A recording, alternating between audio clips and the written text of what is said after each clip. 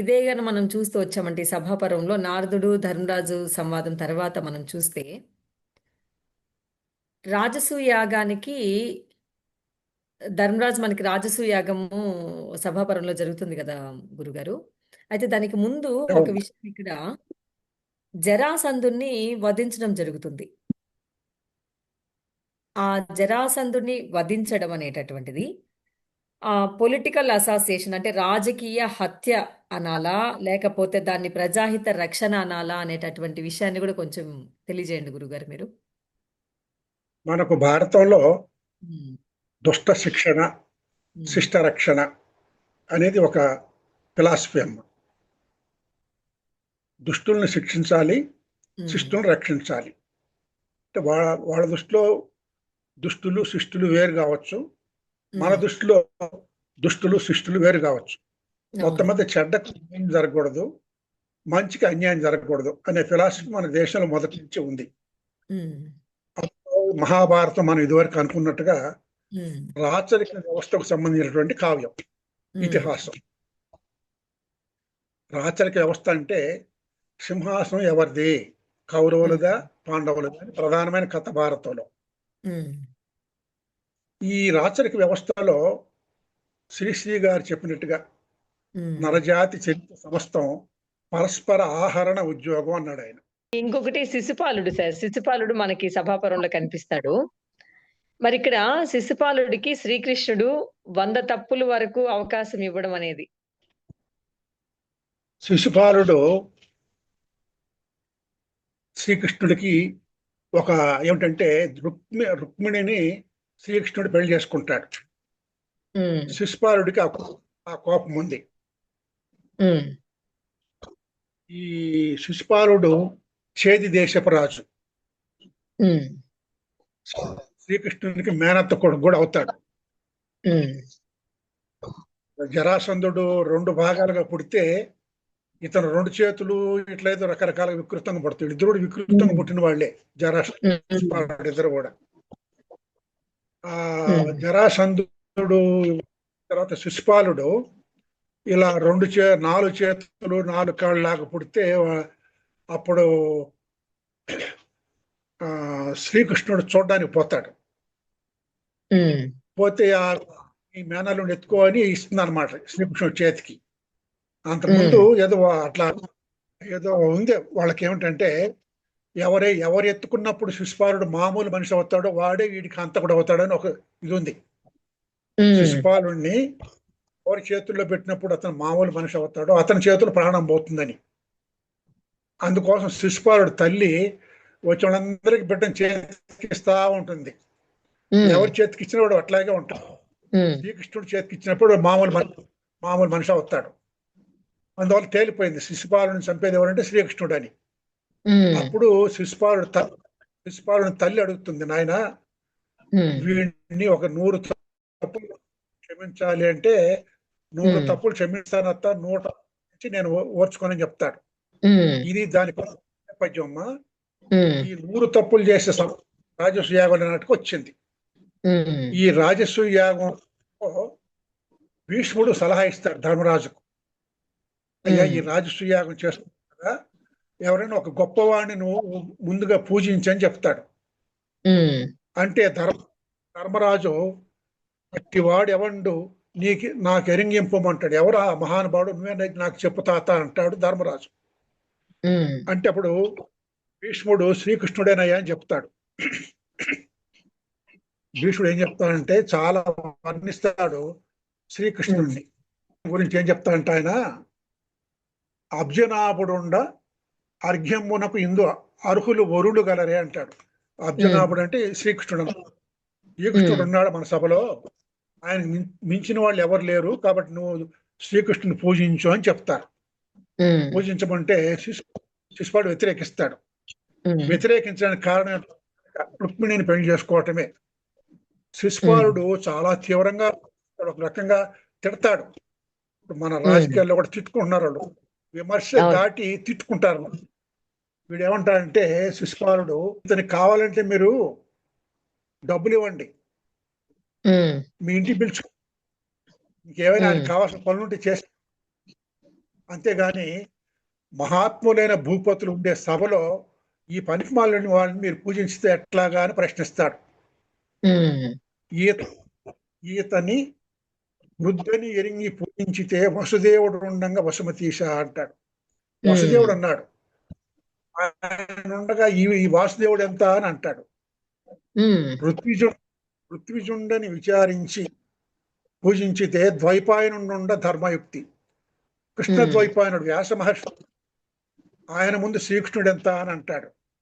ఉమ్, ఆచార్యు ఆచార్యుడని వినయమన పూజించితే ప్రథమతులు ద్రోణుండు కృపుడు ఉండ. కృపాచార్యుడు ద్రోణాచార్యుడు ఉండగా ఇతనేమన్నా పెద్ద గురువా.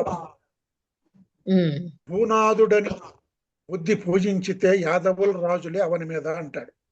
ఉమ్, యాదవులు అంటే తెలిసిన భాషలో గొల్లలు ఎక్కడైనా రాజులుగా ఉన్నారంటయ్యా. ఉమ్, కాబట్టి ఇతనిని మీరు వృద్ధుడని పూజించారా, లేదా ఋత్విజుడని పూజించారా, ఆచార్యుడని పూజిస్తారా, రాజుని పూజిస్తారా? ఉమ్, ఈ పూజింపదగిన ఎవడు కాదు శ్రీకృష్ణుడు. ఉమ్, అలాంటి వాడిని ఎందుకు నువ్వు అని అడుగుతాడు అన్నమాట. ఉమ్, ఇంకా చాలా చెప్పు. ఇవన్నీ చేసినప్పుడు ఆ ధర్మరాజు శిశుపాలుడికి సర్ది చెప్పడానికి ప్రయత్నం చేస్తాడు. అయ్యా వాక్పారుష్యము చన్నే అంటాడు. అమ్మా ఎంత గొప్ప మాట అవును, చెప్పు. అన్నయ్య అవును, ఫిలాసఫీ నాకు చాలా ఉన్నాయి, కానీ కొన్ని మాటలు వాక్పారుష్యం. సన్నే, ఇటీవల మన రాజకీయ పరుషంగా మాట్లాడుకుంటా మనం చూడొచ్చు అన్నమాట. అప్పుడు ధర్మరాజు చెప్పే అనునయాన్ని శిశుపాలుడు ఒప్పుకోకపోతే భీష్ముడు వచ్చి ధర్మరాజుతో శిశుపాలుడు కథ చెప్తాడు. ఆ కథ వస్తుందన్నమాట. సహదేవుడు కోప్పడతాడు. అప్పటికి మొత్తం సునీతుడని ఉంటాడు శిశుపాలుని సేనాధిపతి. అతను క్షత్రులందరినీ యుద్ధానికి సిద్ధం చేస్తాడు. అప్పుడు పెద్ద సంఘర్షణ వాతావరణం నెలకొంటూ ఉంటే శ్రీకృష్ణుడు అప్పుడు చెప్తాడు, అయ్యా ఈ మా మేనత్తకి ఒక మాట ఇచ్చాను నేను, 100 తప్పులు తాను అని. 3 తప్పులు అయిపోయినాయి కాబట్టి నేను శ్రీకృష్ణుని చంపుతున్నానని చెప్పేసి విష్ణు చక్రం వదిలితే శిశుపాలుడు మరణిస్తాడు. దీనికి ఒక నేపథ్యం ఉందమ్మా. నారద మహర్షి దేవలోకం నుంచి భూలోకానికి వచ్చి ధర్మరాజుతో మాట్లాడుతున్న క్రమంలో పాండురాజు చెప్పిన విషయం చెప్తాడు. అయ్యా మీ నాయన నిన్ను రాజసూయాగం చేయమన్నాడని చెప్తాడు. చెప్పి నారదుడు ఊడుకోడు. రాజసూయాగం చేస్తే మీ తండ్రి స్వర్గానికి పోతాడు కానీ జనం చచ్చిపోతారంటాడు, రక్తపాతం జరుగుతుంది అంటాడు నారదుడు. అనేసి వెళ్ళిపోతాడు ఆయన. ధర్మరాజుకి తండ్రికి రాజసూయాగం చేయటం ముఖ్యం, కానీ రాజసూయాగం చేస్తే జనం చచ్చిపోతారన్నాడు ఎలాగా అనేసి ఆయనకి సందేహం వస్తుంది. అప్పుడు మన దగ్గర ఉన్న వాళ్ళందరినీ పిలిపించుకొని, ఇట్లా నారదుడు వచ్చాడు నాకు అట్లా చెప్పాడు, రాజసూయాగం చేయడం అయితే జనం చనిపోతారన్నాడు, రక్తపాతం జరుగుతున్నాడుగా, నేనేం చేయాలి నాకు తోచటలేదు అంటాడు. అప్పుడు అక్కడ ఉన్న వాళ్ళు దౌమ్యుడు మొదలైన వాళ్ళు, అయ్యా అవన్నీ వాటికి అంతటికి అవే పరిష్కారం అవుతాయి, నువ్వు యాగం చేయంటే రాజసూయాగం చేస్తాడు. రాజసూయాగం చేయడానికి ప్రయత్నం చేసినాడు, శిశుపాలుడు మరణించాడు అన్నమాట. కాబట్టి దుష్ట శిక్షణలో జరాసంధుడు శిశుపాలుడు ఇద్దరు కూడా వీళ్ళ చేతుల్లో మరణిస్తారు. రాజసూయాగం అని పేరు కానీ ఇదంతా కూడా రాబోయే మహాభారత యుద్ధానికి శత్రువులను తగ్గించుకోవటం, ఆయుధాలు సమీకరించుకోవటం. ఇక్కడి నుంచి సభాపర్వం నుంచి మొదలవుతున్నాం మాది. సభాపర్వం నుంచి ఈ పాండవులకు ఉపయోగపడని వాళ్లను లేదా శ్రీకృష్ణుడు కూడా పడని వాళ్ళను తొలగించుకోవటం, కొత్త మిత్రులను సంపాదించుకోవటం, సేకరించుకోవటం, అది ఈ సభాపర్వం నుంచి మొదలవుతుంది. అందులో భాగమే శిశుపాల వధ. 3 తప్పులు ఇవ్వడం అనేటువంటిది మీరు ఒక మనిషి మారడానికి కొన్ని అవకాశాలు ఇవ్వటం, జైల్లో పెట్టి అతని ప్రవర్తన చూస్తారు, ప్రవర్తన ముగిగే ముందు విడుదల చేసేస్తారు, గడువు లోపల అతను మళ్ళా పొడిగిస్తారు, జైలు శిక్ష అన్నమాట. అటువంటిది ఇది కూడా. బాగుంది గురుగారు.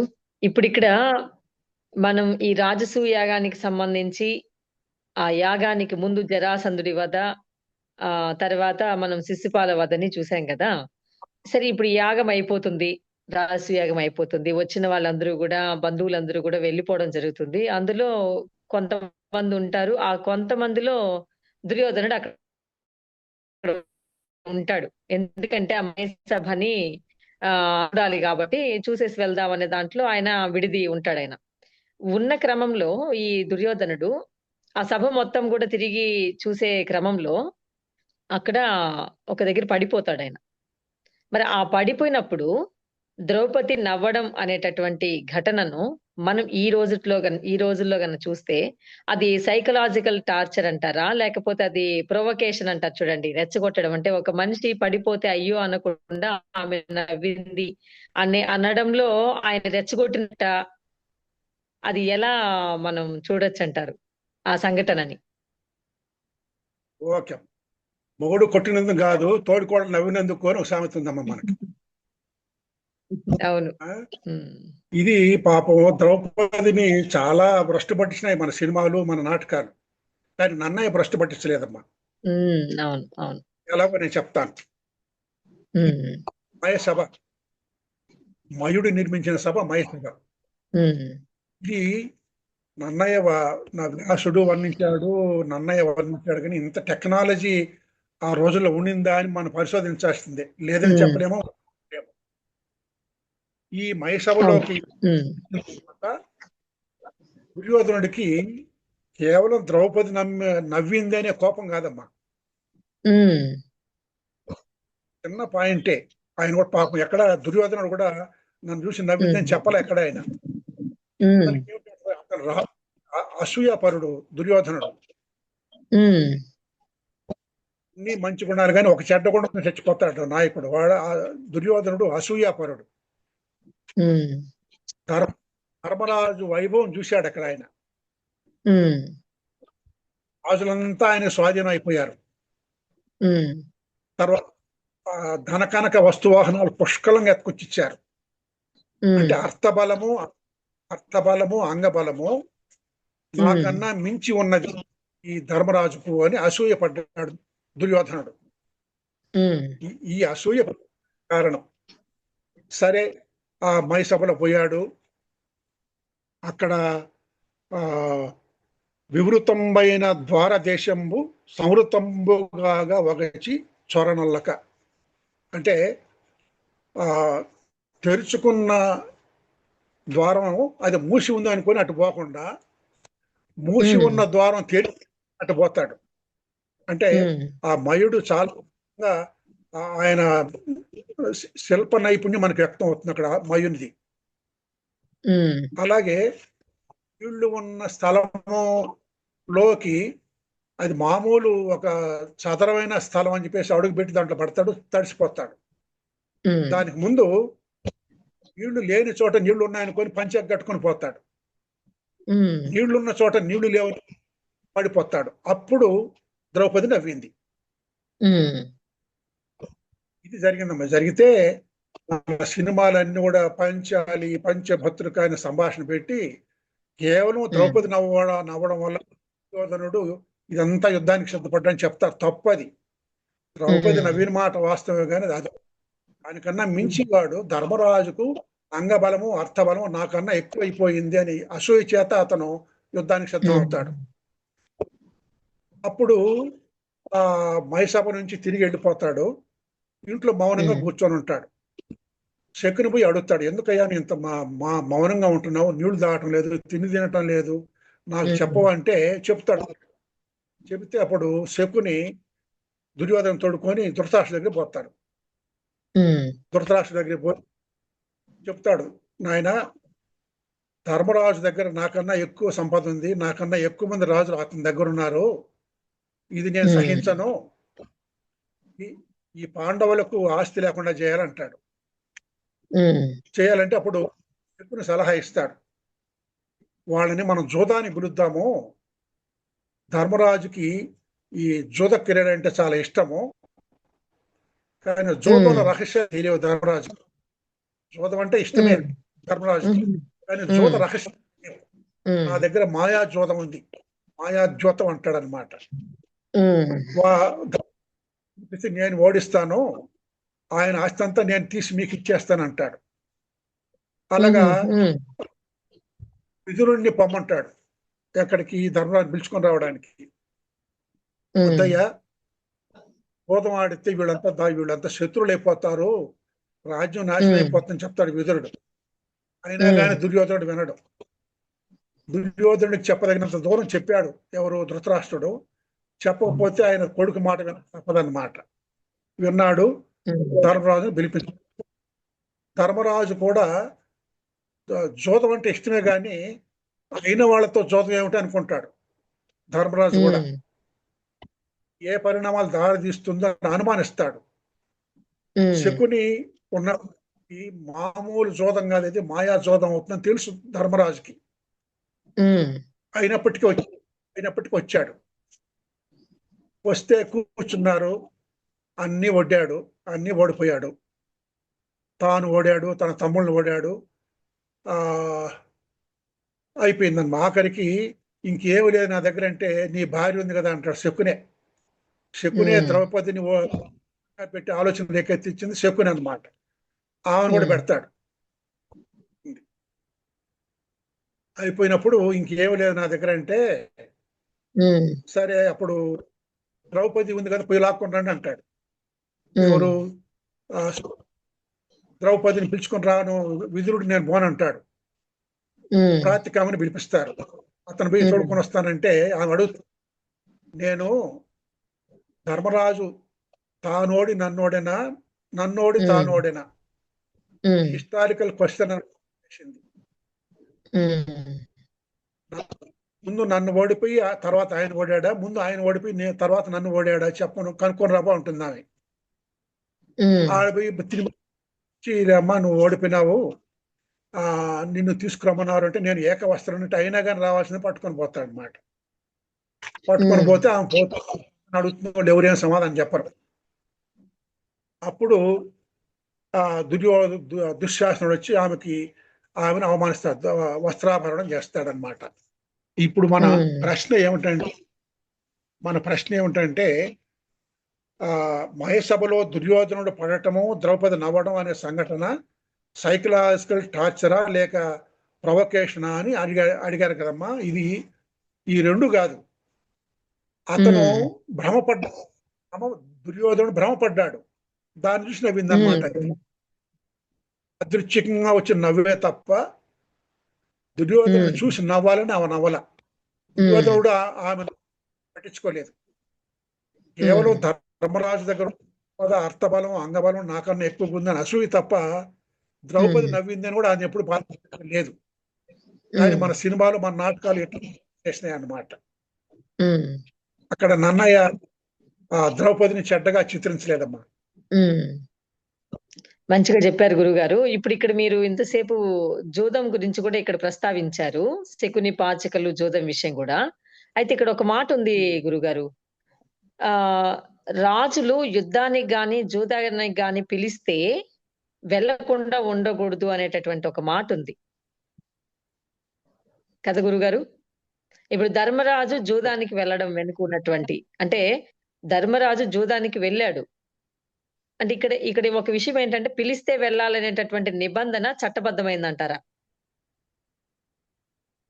ఏం లేదమ్మా, ఏం లేదు. మనకు ధర్మరాజు జూదము అని ఒక జానపద గేయం ఉంది. అందులో చెప్తాడు ధర్మరాజు అన్న వాళ్ళందరూ చెప్తారు, తమ్ముళ్ళు పోవద్దు అన్నయ్య, అది చాలా ప్రమాదం, జూదానికి పోవద్దంటే, రై సాటోడు పిలిస్తే పోకపోతే ఎట్లా అంటాడు ధర్మరాజు. అది జానపద కల్పన. ఇది నన్నయ్య ఆ మాట చెప్పలేదు ఎక్కడ కూడా. నన్నయ్య